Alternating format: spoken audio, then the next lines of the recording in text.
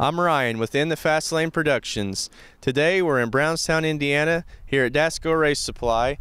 We're going to go in and have a word with Devin Gilpin, your 2012 National Points Champion, and try to have a word with his grandpa Donnie too. So let's go inside and see what they're up to. Click, click, boom! I'm coming down on the stereo, hit me on the radio. Click, click, boom! I'm coming down with the... We're here with Devin Gilpin, the 2012 UMP National Champion, also the Brownstown Track Champion this year. Thanks for having us, Devin. You know, you put together a pretty good season this year. Man, it was really amazing this year. You know, if you'd have told me once I left Florida that I would have won 36 races, I would have probably said you're crazy. But when I got back from Florida, you know, everything just kind of clicked. It seemed like we went to Brownstown and started winning, and it seemed like we never quit. You know, for me to win 36 races and win the UMP National Championship was just unreal and a really humbling experience. You know, it's something that I've been wanting to do for a long time. You know, I came so close in 2010, and then to lose by 10 points or so. You know, and then to come back and do it in 2012 and to finally get it done was really awesome. So I'm just really fortunate to have my grandpa behind me and support me, because without that guy, I definitely wouldn't have been able to do it. We all know you got big late model ride this year, JP Motorsports out of Irvine, Kentucky. You know, I know they race a lot in Kentucky. What's your plans? So you gonna go to Kentucky, race up here? What, we know anything yet? We don't really have a schedule out yet, but we're gonna try to race as much as we can. You know, I know the first night we're gonna go to Brownstown and practice. I think they have a practice, and then the opening night, and then go to the icebreaker, and then just see what happens. You know, I'm gonna race my modified a lot, and hopefully race a late model a lot. You know, just whatever he wants to do. I'm just gonna try to progress into it easily, and see what happens. Hopefully, make some races, win some races, and learn a lot. You know, it's a big learning curve, I'm sure, to go from a modified to a late model. So if I can just make races and have fun and learn a lot, that'll be a good year for me in that's for sure. What one race stands out the most that, you know, is most memorable for you? Man, there were so many of them. When you race 84 nights, you got a lot of up and down nights.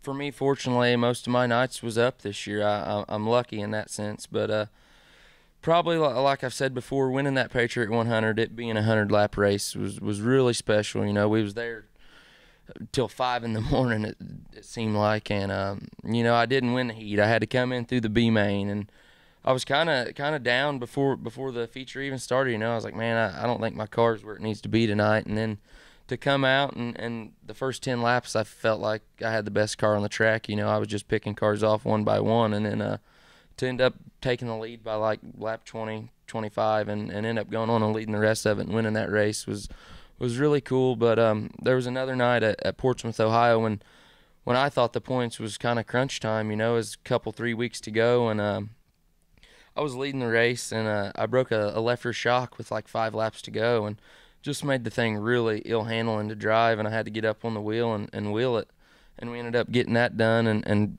padding our point lead more, and that was really special. And then going to Terre Haute, like I've said many times, that place has just got a lot of prestige. It's been around for many years, and to go there for your first time and all the good drivers that was there and to win there, that was really cool. Right, and that's the one that stood out in my mind the most. You know, to go to some place, you went to a lot of new tracks this year, and you know, to roll into these places that you've never been to, and you know, I know you had to have a pretty good level of, you know, you were confident that you could roll in here and win at any of these tracks. You know, what the ride to the track, when you're that confident, what's that like? Man, I think if you're not confident and don't think you have a shot to win every night, you don't need to be, I shouldn't say you don't need to be racing, but you probably need to work on your stuff a little more, I would think, you know, because I didn't go to the races without any expectations or any hope that I couldn't win, you know.